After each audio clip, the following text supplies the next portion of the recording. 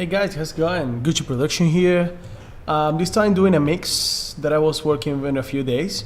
It's a whole band record. It's a 34 track song.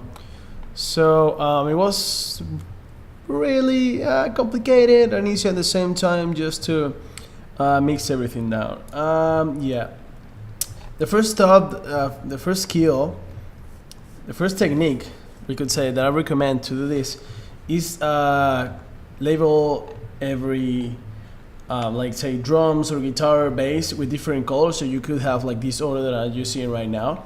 It's pretty good at the time that you have to find something or you want to go to certain instrument. It's really cool to have it like this way.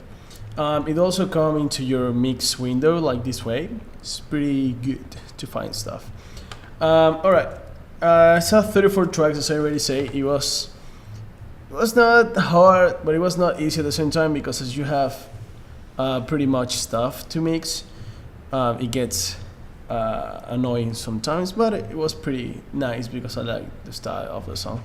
The song, it could be like really metal stuff. I could say it's more trash metal than any other kind of metal. And it's really cool because it's really powerful, the vocals are really strong, and I like the way the band play. So let's hear a bit of the song, and then I will try to explain each instrument, how I made it.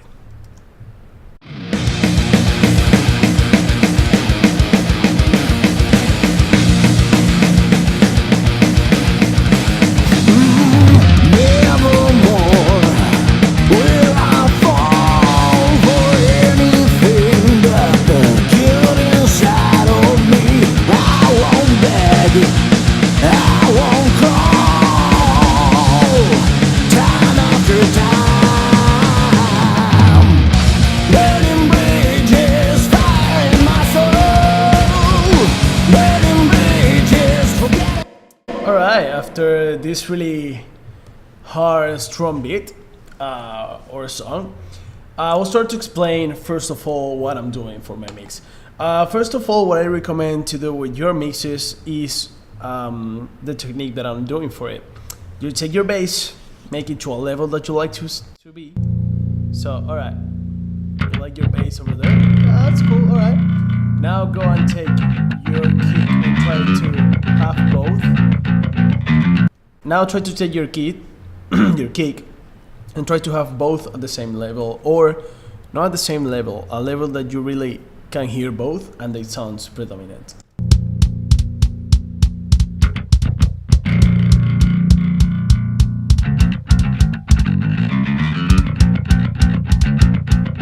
Alright, so it's pretty much good to, it's a really good way to start your video. It's a really good way to start, it's a really good way to start your mix. So after you do this with the bass and the kick, you can start to work on the snare and your whole drums, and put the guitars in. And I think the last thing that I always put into my mixes is the vocals. Alright, but because when you already have everything, it's really easy to just put the vocals on top of everything and try to make it a good level with everything. So it's pretty cool. Alright, then just work with your snare.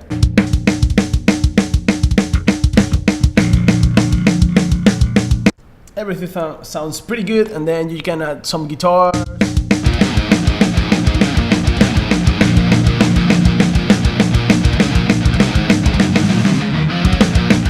Alright, sounds pretty cool for me. I don't know what you think. Give me some feedback of it.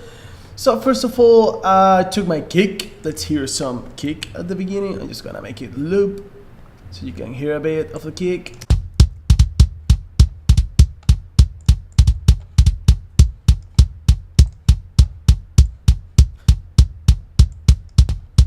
So as you can see, it's a really punchy kick. So I create this one by have this sound. It's already punchy, but it got some high sounds that I don't really like. So I just take all these sounds from like 2K, 3K out, and boost the low frequencies and to create this punchy sound and low sound. I did also compress because if it's not, it sounds more like dispersed or something. If you compress a bit, it gets louder. If you compress a bit, it gets louder. So yeah, it's pretty much cool. The next stuff will be the snare top and snare bottom. Alright, so let's try to explain what I did in the snare top. I didn't like the way it sounded at the beginning. It sounds really high, so I really liked to take these frequencies, the high frequencies, down. Try to take some frequencies that I'm making the resonance of the snare, so it's like really sounds that I don't want it. And also I boost a bit low frequencies because I want it to be punchy also. The EQ for the snare bottom is pretty different because I want it to be like the harmonics, the high harmonics that the snare top doesn't have. So I the same stuff, I take some frequencies that I don't like for a resonance. In this case, I take out some low frequency that was really annoying, and I boost my high frequencies. What makes the whole both sounds good. So if you can see, as you can hear, if I take this one out, the snare bottom, that is the one that is high, it sounds like that. Pretty boxy, we can say. Now adding the snare bottom sounds very cool. But if you hear the snare bottom just alone, it feels like really filter or something, and then both are a really good combination. Alright, this one is just an effect that happened once in the song. It's just this one at the end. They say it was kind of a snare, but I think it could be more like a cymbal, reverse cymbal. I didn't do much with it because it sounds pretty normal and good on the mix. I'm burning bridges, so it's more like kind of a drop to go to the other part, so I think it's pretty much good. Alright, toms, not really much to think to the toms. I was trying, as I have 5 toms, I was trying to pan them so you will have the first tom pretty much on your left, the other one going to the middle but still on the left, the third one on the middle, and then it goes like that. So you have the feeling that you are sitting in the drums and the drum just going around into your headphones. Alright, pretty much same EQ for all of them. I want to take some resonance that I don't really like from the toms. I don't want any high frequency in these ones because I want them to be strong and punchy, I could say. And I just boost the mids, the lows, sorry. Alright, so the sound of these ones, let me put it together, should be here. Alright, should be this one. Alright, it was pretty cool. So you feel how the drums just go from one side to the other one. If you're using headphones, if you don't, it's gonna be really difficult to hear it. Alright, anyway, just get to my cymbals. It was like really bad sound. I don't really like the way it sounds. I have to cut it sometimes because it was a hi-hat there that I just deleted. I didn't want it, and I just have to cut some parts. But yeah, at the end, that's the sound it gets. It's not a good point to start. Alright.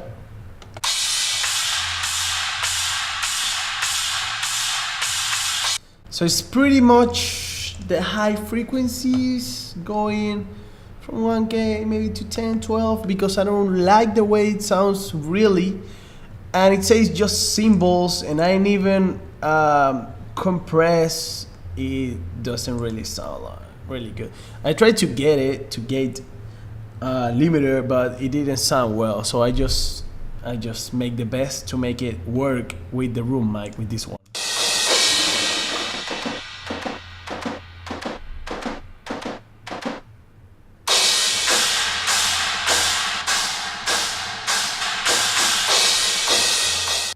It's a really chaos sound, but I think on the mix it works. Alright, after finish with the drums, I could explain a bit like how to use the mic rooms. It's just pretty much reverb. What I do here is that I really like to have the control of the whole drums without have to create groups or stuff like that. So I just like to create an aux input in where I can just send my whole drums and just alright, and just like send all of them till through here. You'll see. Alright. So I have, as you see, I have my whole drums here, so I can turn it up or down as I want.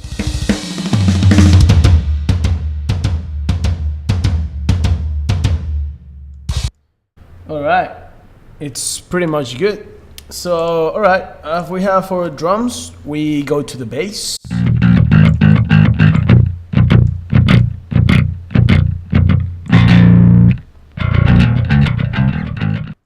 So I think it was a really bass that was like really out. I mean, out in the meaning of you cannot really feel it on the middle.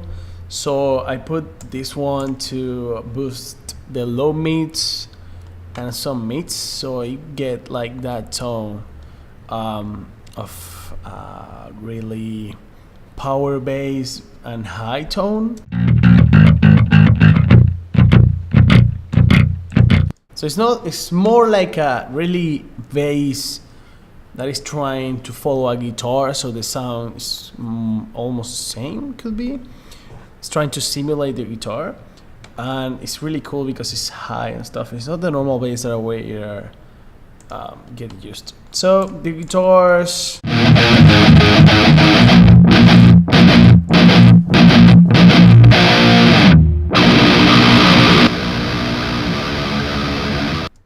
Alright, as you can see, the two guitars has different EQs, same compressor, because they both need the same. So for one of them, I like, when I have like double guitar, I like to boost some loads frequencies, like exactly the point. It's not a bass, it's not too high. So it's that point that you say, you hear like the guitar like this. It's pretty harsh, pretty grunge, and then you play like this and it's really strong. So I like this kind of guitar more than the one that is harsh, but just in case, I just leave this one. As you see, it's pretty much different. It's pretty much bassy, and I like to make one of them like really extreme to one side, so you can feel both of them, but one is just like in your ear.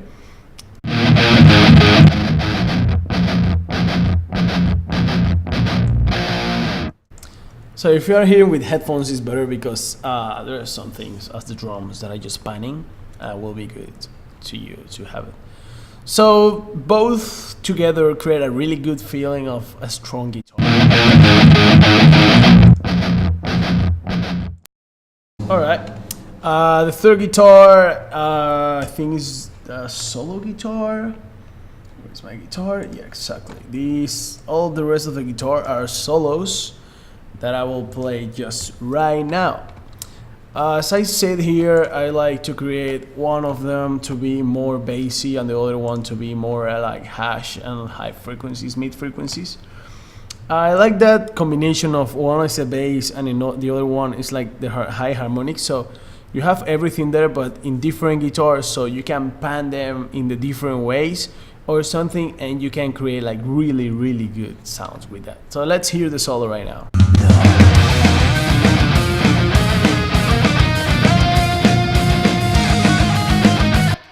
And there's a third guitar that is same, almost same stuff, but it's more focused on create that really, how to say, it's a good distortion, but you still can feel that could be clean, could be a little bit distorted, but it's really distorted. Sorry, let's go here.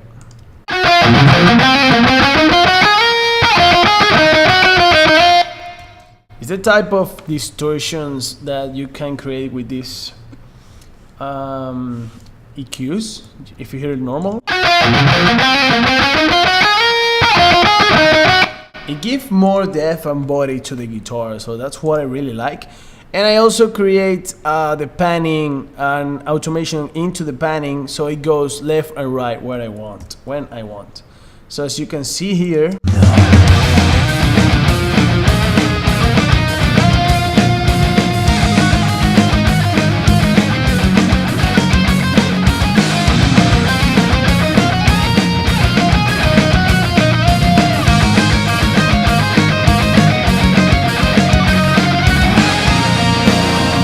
pretty much good. Again, please use headphones so you can feel everything I'm talking to you. Alright, so we have right now there is 2 other guitars that makes another dual solo, and the last one that is just at the end. I'll explain later. Alright, so we can hear these 2. Sorry again. Yeah, it should be here. Alright. We have no sound. That's weird. Alright, I'm the wrong part. I'm sorry. So sorry.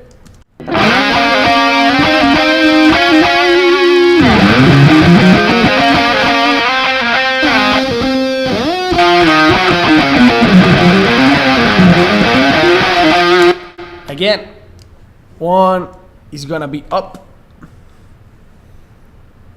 with the mids and a bit of highs to create the harmonics, and the other one is going to be like the low to create like this kind of body or depth to the guitar, as we can hear right now.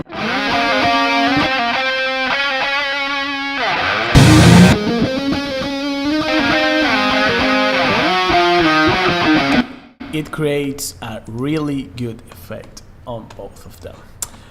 For the last guitar, I didn't do anything because I like the way it was. My bad. The way it was just cool.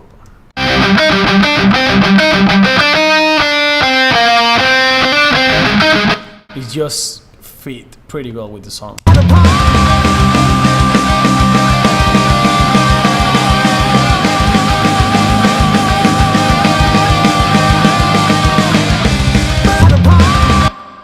So it's pretty good. It's pretty good. I think it's 1 octave more or less than the other one. And this guitar.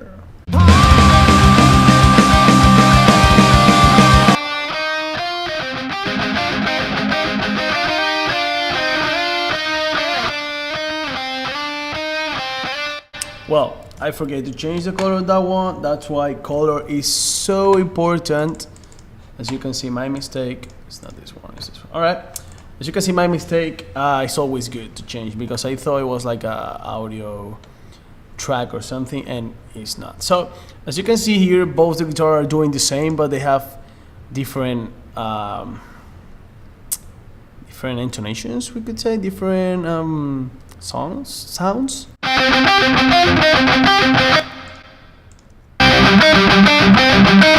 Yeah, they're playing the same with the same type of distortion and EQ. But they are playing, I think, 1 octave down and one. Yeah, I think they're playing 1 octave. So I really like the way it goes, so I just leave it like that. Also create a channel to have like reverb on the guitars to, what I say, make them more epic and more alive, not really into you, so it create a really good space into the mix. At the end, vocals. All right. The vocals were pretty much good. You're gonna hear them. Come on. All right.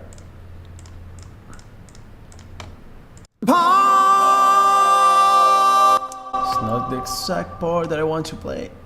I won't beg, I won't crawl, time after time, burning bridges, fire in my soul, burning bridges, forget about count. Alright, so as you can see here, my first vocal is pretty loud, it's pretty strong. I won't beg, I won't crawl, Alright, as you can see, I won't beg, I won't crawl. with this EQ I just take some of the mid frequencies that I think it was too loud on the mix, and I just take some lows too, and I apply like the low mid frequency to give more depth to his vocal. I also compress a little bit because there were some bars that are just going out. Alright, for the second vocal, as is the same stuff, I just create the same vocal. I won't beg, I won't crawl. Time after time, burning bridges, fire in my... Pretty much same stuff. That's are just back vocals that in a certain point they get really weird. Alright, it's just like the combination of them, say pan them different to create, make them be on a place in the mix so they are not all of them together on the center. So I won't beg, I won't crawl. Time after time, burning bridges, fire in my soul. it's pretty much weird vocals with some effects that I really like, and I just leave it like that way. But there is a part here that the vocals just get crazy. These ones,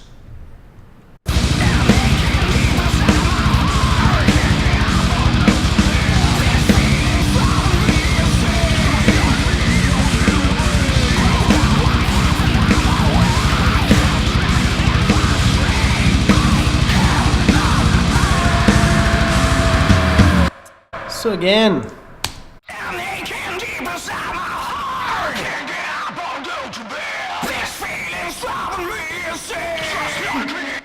as you can hear, both of them are pretty weird and pretty like screamer and stuff. You could notice I like to create one vocal like really low and the other vocal really high to make some contrast to all of them. So there was a really good contrast in here because one is like same person but like it feels like it's two.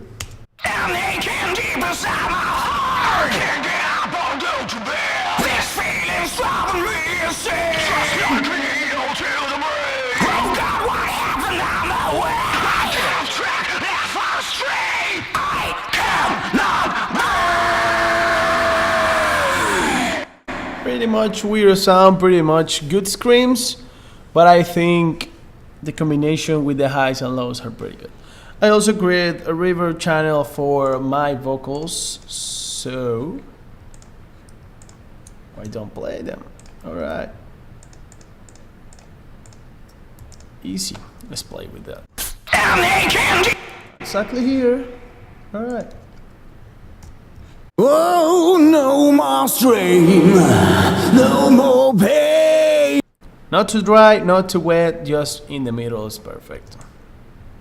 Oh, no more strain, no more pain. I recall.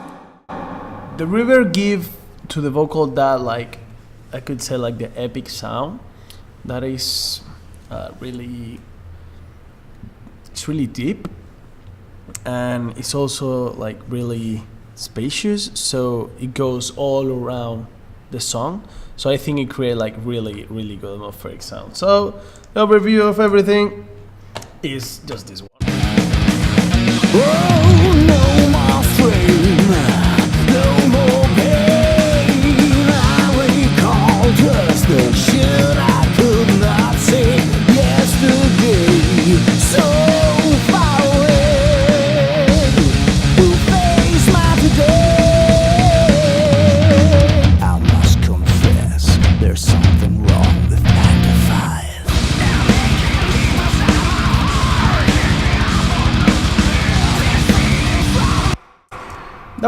That was pretty much it. So I hope you liked the video. I hope you learned something new, and I hope that it works for you if you want to go mix and want to have your own studio stuff, or you just want to mix. This video could help you a lot, like trying to understand why you do stuff or why are applying some plugins. So I hope you like it. Give me some feedback, and I'll see you later. Goodbye.